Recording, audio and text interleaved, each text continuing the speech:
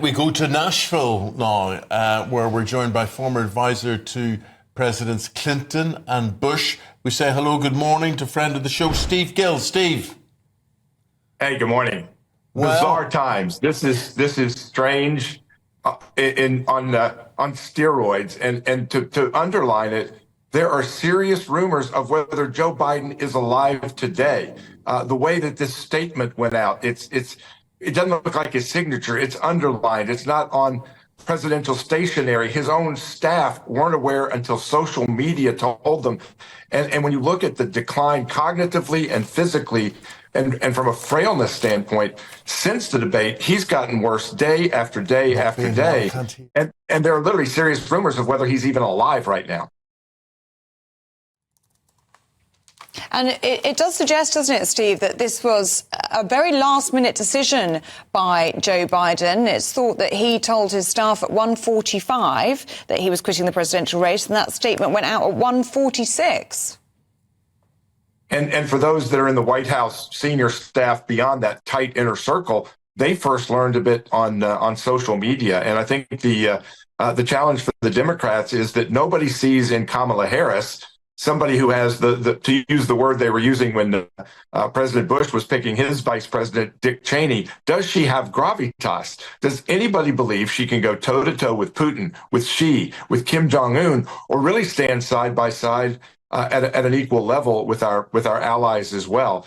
She is not capable of doing the job. And I think she's been an insider that should have known for a long time that Joe Biden isn't and hasn't been capable of doing the job, which again raises the question, yeah, he can step aside as the nominee.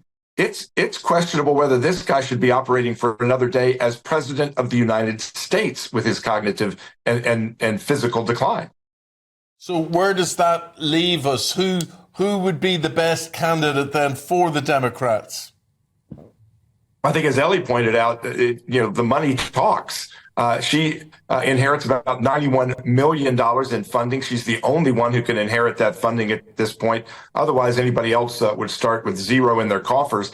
And you already have key Democrats like Clyburn, the black congressman from South Carolina, who helped Joe get the nomination 4 years ago, saying that if you bypass Kamala, basically we're going to burn the house down. So they have serious problems within their party if they try to pick anybody but her.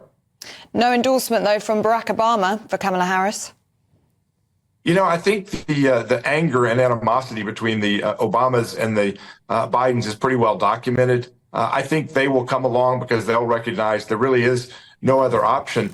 But I think at the bottom line also, you're going to see Kamala get attacked viciously because she was put, as Eamon pointed out earlier, in charge of the border security. She was the border czar. 10 to 20 million people have come across that border. And Donald Trump's own response to Biden's announcement has been to immediately target Kamala for blowing the main thing she was given in charge of, and that was the border. But Steve, you could argue that the bar has been set so low in terms of expectations for Kamala Harris. She's already doing better than anybody thought.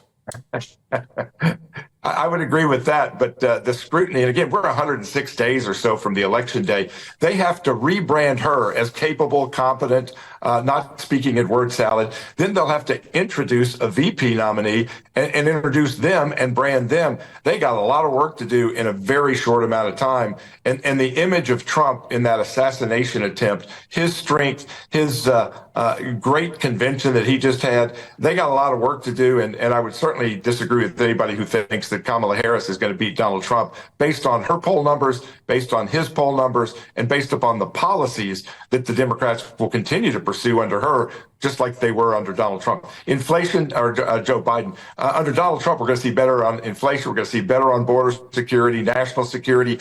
All of the issues that were hampering Joe Biden transfer right to Kamala Harris, and she can't change that.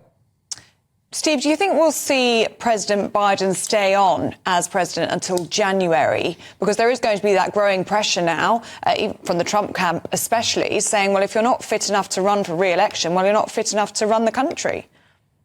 I think that is an appropriate question, and particularly if you saw when he announced he had COVID, was trying to barely make it up the steps of Air Force One on the short steps.